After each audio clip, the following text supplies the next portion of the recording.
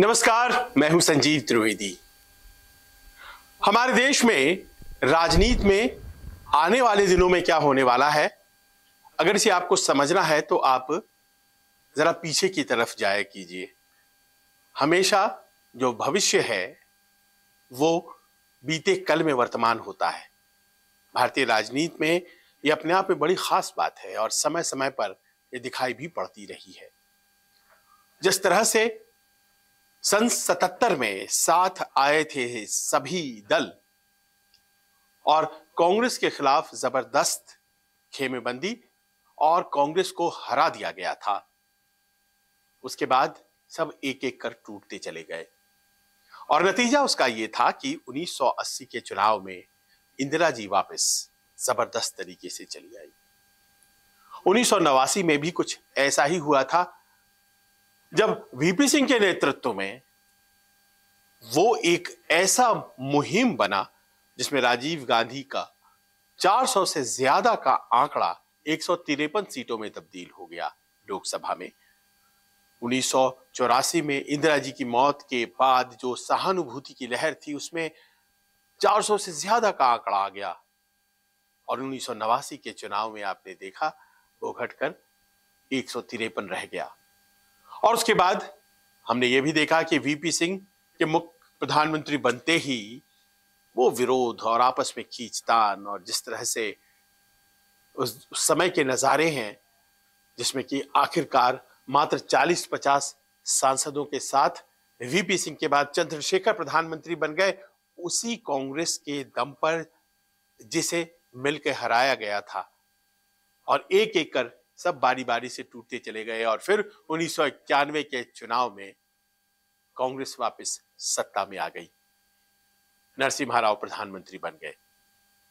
राजीव गांधी होते तो शायद वो भी बन जाते, लेकिन दुर्भाग्यवश उनकी हत्या कर दी गई और उसके बाद नरसिम्हा राव को सरकार बनाने का अवसर मिल गया।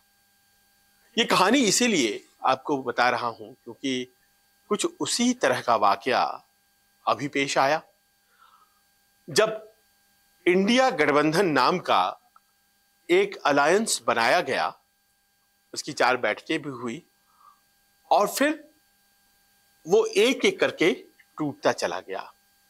अंतर बस इतना है कि ये जो उदाहरण जो मैंने आपको दिए उसमें अलायंस तब टूटा जब सरकारें बन गई, इसमें वो तमाम अलायंस टूटते चले गए जबकि चुनाव भी नहीं हुए थे।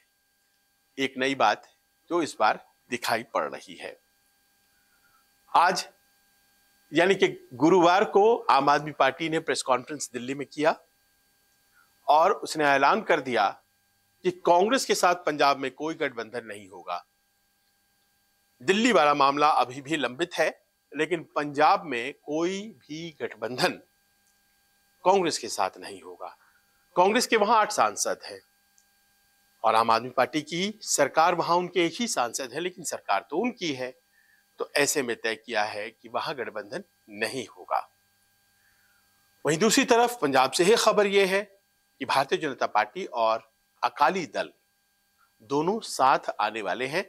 पिछले दिनों जो चंडीगढ़ में मेयर के चुनाव हुए थे, विवादास्पद जो मामला अब अदालत सुप्रीम कोर्ट में है, उसमें एक पार्षद जो अकाली दल के थे उन्होंने भारतीय जनता पार्टी के साथ वोट किया था और तब से ही कमोबेश खबरें आने लगी हैं कि अब बस फॉर्मल होना बाकी रह गया है इस अलायंस का।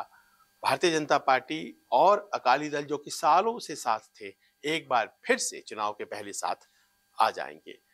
एनडीए में साथ और यहां पर टूट की एक कहानी। आम आदमी पार्टी ने असम में भी अपने 3 उम्मीदवार घोषित कर दिए हैं। या तो हमारे उम्मीदवारों को अपना उम्मीदवार मान लीजिए, कांग्रेस वालों को यही कहना है उनका, वरना हम उन 3 सीटों पर गैर भाजपा वोटों को काटने में अपनी भूमिका निभाएंगे और भारतीय जनता पार्टी इस तरह से फायदे में रहेगी। ये गुणागणित तो चलता रहेगा। इसलिए क्योंकि ये जो इंडिया गठबंधन के जितने भी लोग हैं, जो नेता हैं, जो पार्टियां हैं, वो अपने ईगो और अपने स्वार्थ को आगे इतना ज्यादा लेकर के आ गए कि इस बार गठबंधन बन ही नहीं पाया। और भारतीय जनता पार्टी इसी एक मौका और एक अपॉर्चुनिटी का इंतजार कर रही थी, और करे भी क्यों ना, क्योंकि राजनीति उन्हें भी करनी है। और देखिए आज किस सिलसिलेवार तरीके से जब इंडिया गठबंधन बन गया और उसकी ताकत का अंदाजा होने लगा लोगों को, तो कैसे तोड़ा गया, इसको भी जरा समझने और डिकोड करने की जरूरत है। इंडिया गठबंधन का जो खाका है वो 23 जून को खिंचता है बिहार के पटना में, और उसके बाद उसकी बैठकें शुरू होती हैं, और जल्द ही उसकी एक बैठक बेंगलुरु में बुलाई जाती है, मुंबई में बुला ली जाती है। उसके बाद वाली बैठक बेंगलुरु में नाम आ जाता है इंडिया, और इस नाम के बाद ऐसा लगा जैसे कि बड़ा अच्छा एक नाम रख लिया गया, सब लोग एक साथ हैं, बड़ी कड़ी टक्कर हो जाएगी। और ये तय किया गया कि आखिरकार कौन से वो राज्य हैं जहां पर इस बार जबरदस्त टक्कर दी जा सकती है और उस पर ज्यादा फोकस हो। आइडेंटिफाई किए गए राज्य बंगाल, ममता बनर्जी के नेतृत्व में वहां सरकार भी चल रही है विपक्ष की। बिहार, नीतीश कुमार के नेतृत्व में तब वहां महागठबंधन की सरकार चल रही थी। आइडेंटिफाई किया गया कर्नाटक, और आइडेंटिफाई किया गया महाराष्ट्र।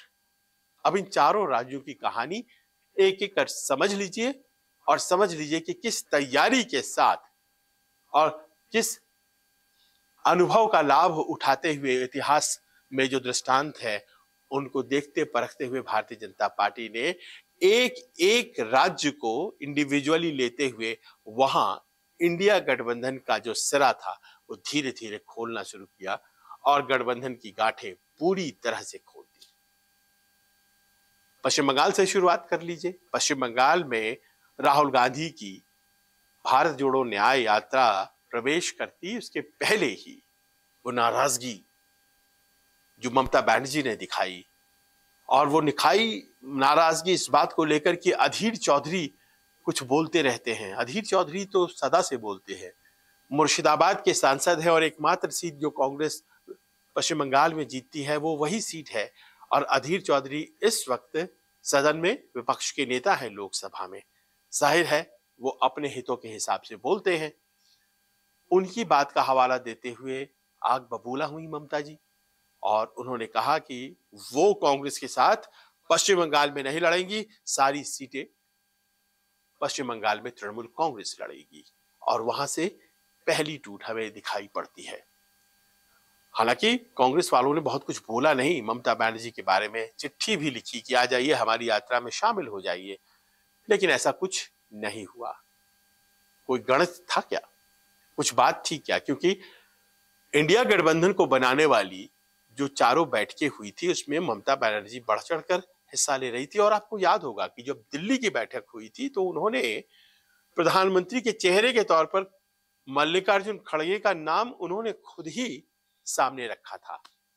फिर तब से लेकर अब में क्या हो गया, 19 दिसंबर को उन्होंने मल्लिकार्जुन खड़गे का नाम सामने रखा था, और एक सप्ताह 10 दिन पहले की ये कहानी है कि जनवरी के आखिर में उन्होंने कह दिया कि हम कांग्रेस के साथ जाएंगे ही नहीं।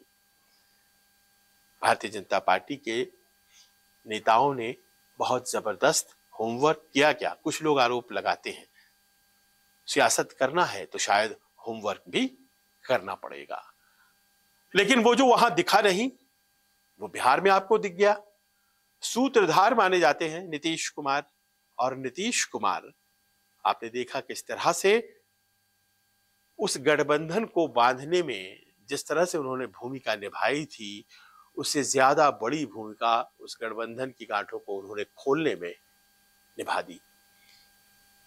पलटी और अल्टी की तमाम आरोपों को सहते हुए वो एक बार फिर से भारतीय जनता पार्टी के पास गए, और वो तब जब मात्र सप्ताह भर पहले इंडिया गठबंधन ने उन्हें कन्वीनर यानी कि संयोजक यानी कि मुख्य चेहरे के तौर पर जो पद होता है संयोजक का वो ऑफर किया था। पिछली दफा जब एनडीए बना था हमें याद है जॉर्ज फर्नांडिस हुआ करते थे उसके कन्वीनर, जब अटल जी देश के प्रधानमंत्री थे, और बाद में शरद यादव हुए। तो कन्वीनर का पद एक ऐसा पद होता है जो सभी दलों को एक साथ लेकर चलने की क्षमता रखता है। वो पद उन्हें दिया जा रहा था, उन्होंने मना किया था क्योंकि उनकी शायद बातचीत पहले से चल रही होगी और वो भारतीय जनता पार्टी के साथ चले गए, शपथ भी ले लिया है और अब बहुमत साबित करना है उनको। और ये टास्क शायद वो आराम से पूरा भी कर लें क्योंकि भारतीय जनता पार्टी के 78 विधायकों का, हिंदुस्तान आवाम मोर्चा के 4 विधायकों का और इंडिपेंडेंट का जो समर्थन है वो 128 का आंकड़ा उनको देता है, जो जादुई आंकड़े के पार है। नीतीश कुमार आखिरकार क्यों पलट गए? कुछ होमवर्क, कुछ मेहनत जो भी हुई वो बड़ा स्पष्ट तो नहीं, लेकिन कुछ कुछ दिखाई पड़ता रहा वहां पर कि आखिर संपर्क में कैसे आए और किस तरह से चीजें हुई। कौन से बड़े नेता थे दिल्ली के जो कि बड़े पद पर भी हैं, वो संपर्क में आए और तमाम चीजें आखिरकार इस तरह से नतीजों के तौर पर सामने आई। अब महाराष्ट्र में देख लीजिए क्या हुआ। महाराष्ट्र में इस बात को कि मुख्य पार्टियों को पहले ही तोड़ दिया गया है काफी नहीं माना गया। शरद पवार और एनसीपी दोनों के संबंध अन्योन्याश्रय है, एकदम साथ साथ वाले, समानांतर। लेकिन आज देखिए एनसीपी शरद पवार के पास नहीं है, वो घड़ी छाप भी नहीं है। जब से राजनीति महाराष्ट्र की लोगों ने समझी तो शरद पवार और घड़ी और एनसीपी एक साथ चलते थे, लेकिन आज वो नहीं है। इस अंजाम तक लाना पड़ा। पार्टी टूटी थी, अजीत पवार उप मुख्यमंत्री बन चुके हैं, लेकिन बात उतने से खत्म नहीं हुई। उद्धव ठाकरे, उनकी भी पार्टी टूटी, उन्हीं की पार्टी के एक व्यक्ति वहां के मुख्यमंत्री हैं। लेकिन 2 दिन पहले उद्धव ठाकरे को भी कुछ नर्म शब्द भारतीय जनता पार्टी और प्रधानमंत्री के लिए बोलते सुना गया है।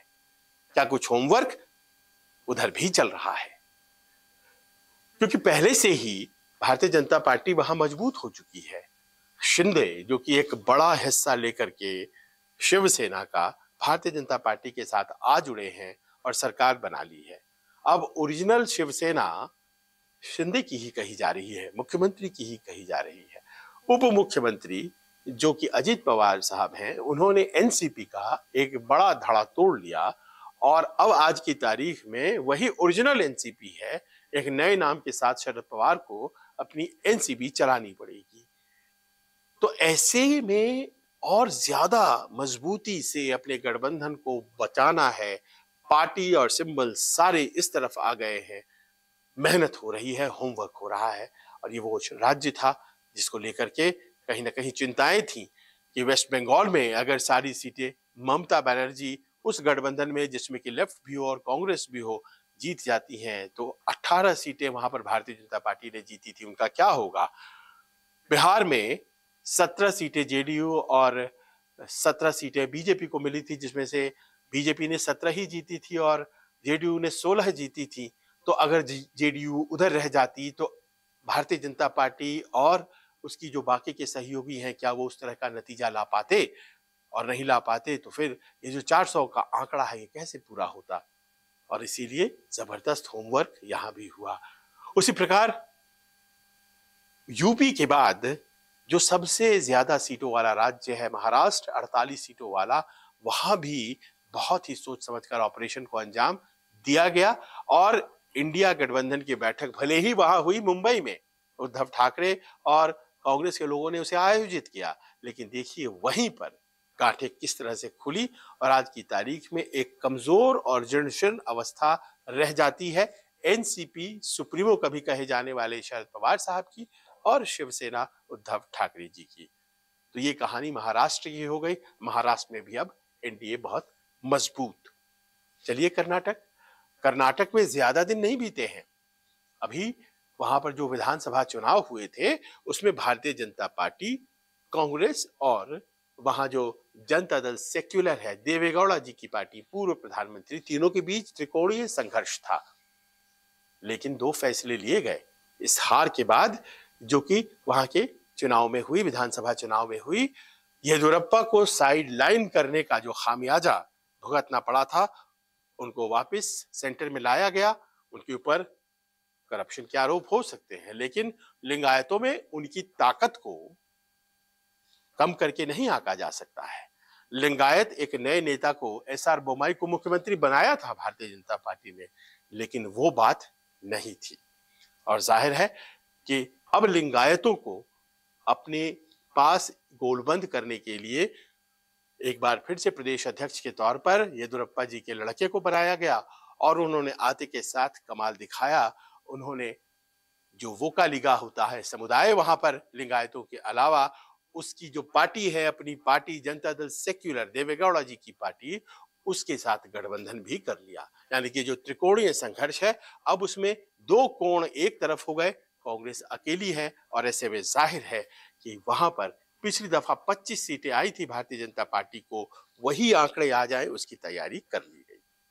और अब आखिर में उत्तर प्रदेश बहुत ज्यादा समस्या हो भारतीय जनता पार्टी के लिए ऐसा तो है नहीं। देखिए साल 2014 में 73 सीटें एनडीए को मिली थी, 71+2 अनुप्रिया पटेल की अपना दल को, और कुछ सीटें 80 में 60 के ऊपर पिछले चुनाव में भी आ गई थी जब सपा और बसपा साथ लड़े थे। 63 सीटें आई थी, तो ऐसा नहीं है कि वहां बहुत नुकसान था, लेकिन 15 सीटें विपक्ष जीत गया था और इस बात का जो मलाल था उसको भी दूर करना जरूरी था। कैसे होमवर्क हुआ, क्या हुआ, लेकिन इस बार मायावती जी ने अपने आप को किसी भी तरह के गठबंधन से दूर रखा और वो इंडिया से परहेज करते रही। इंडिया गठबंधन जो बना, इतना ही नहीं, पिछली दफा वो लड़ गई थी समाजवादी पार्टी के साथ, लेकिन इस बार ऐसा कोई काम उन्होंने नहीं किया। इतना ही नहीं, भारतीय जनता पार्टी ने अपने प्रयासों के दम पर पहले तो जो राजभर महोदय हैं, ओपी राजभर, सुभाष सभा पार्टी है उनकी, उनको जोड़ा, कुछ ऐसे विधायकों को जोड़ा जो कि पहले ही से विधायक थे। तारा सिंह चौहान नोनिया समाज से आते हैं, उस समाज के वोट उनके साथ हैं, उनका रेजिग्नेशन हुआ एमएलए के तौर पर और उसके बाद चुनाव लड़े, हार गए, लेकिन उन्हें भी जोड़ा। और अब जो ताज़ा खबर है वो ये है कि पश्चिमी उत्तर प्रदेश में अपनी स्थिति और जमीन को मजबूत करने के लिए राष्ट्रीय लोकदल के साथ भारतीय जनता पार्टी मिल गई है। राष्ट्रीय लोकदल जो कि इंडिया गठबंधन का पार्ट था, बैठकों में जाया करता था, राष्ट्रीय लोकदल जिसके साथ गठबंधन की घोषणा खुद अखिलेश यादव ने की थी। अभी एक सप्ताह पहले 7 सीटों की दोनों के फेसबुक अकाउंट पर, यानी कि अखिलेश यादव और जयंत चौधरी के फेसबुक अकाउंट पर इस तरह के सीट डिवीजन की बातें आ गई थी। बावजूद इसके अब ये खबर है कि जयंत चौधरी बहुत एक्टिव तरीके से भारतीय जनता पार्टी के साथ बातचीत में हैं और संभव है कि अगले 1-2 दिनों में राष्ट्रीय लोकदल और भारतीय जनता पार्टी साथ लोकसभा चुनाव लड़ेंगे, इसकी घोषणा हो जाए। यहां भी जो गठबंधन की गांठ है वो किस तरह से खुलती चली गई, इसे भी आप देख सकते हैं। अब ये वो राज्य है जहां पर कहीं ना कहीं कुछ उम्मीदें जग रही थी। उत्तर प्रदेश में अगर साथ में आ जाते हैं जयंत और अखिलेश और राहुल गांधी, हालांकि कांग्रेस की कुछ खास वोट वहां नहीं है, तो चीजें बदल सकती हैं, कुछ वोट्स आ सकते हैं, कुछ सीटें आ सकती हैं। उस संभावना को भी खारिज किया गया और एक एक करके जिस तरह का होमवर्क किया गया, उसके बाद इंडिया गठबंधन के पास अब इन राज्यों में एनडीए से बेहतर करने का जो गुंजाइश है वो जाहिर है कमता चला जा रहा है। और ऐसे में क्या टक्कर होगी, मूड ऑफ द नेशन जो भी कहता हो, प्रधानमंत्री ने संसद में 370 का दावा कर दिया है और 400 एनडीए के लिए यह भी दावा किया जा चुका है और उसके लिए ये जो ग्राउंड वर्क है वो तैयार कर लिया गया है। लेकिन अफसोस भारतीय जनता पार्टी के जवाब में खड़े इंडिया गठबंधन के लोग में वो बात नहीं कि वो टक्कर उस तरह से दे पाते और भारतीय जनमानस को एक विकल्प उपलब्ध करा पाते। ये वीडियो आपको कैसा लगा हमें कमेंट्स करके जरूर बताइए और देश की ताजा राजनीतिक खबरों के लिए हमारे साथ जुड़े रहिए। नमस्कार, मैं हूं मानक गुप्ता। अगर आपको हमारा ये वीडियो पसंद आया हो तो इसे लाइक और शेयर जरूर करें और हाँ, हमें सब्सक्राइब और फॉलो करना ना भूलें ताकि आप देश और दुनिया की कोई खबर मिस ना करें। तो जुड़े रहिए हमारे साथ और देखते रहिए न्यूज़ 24।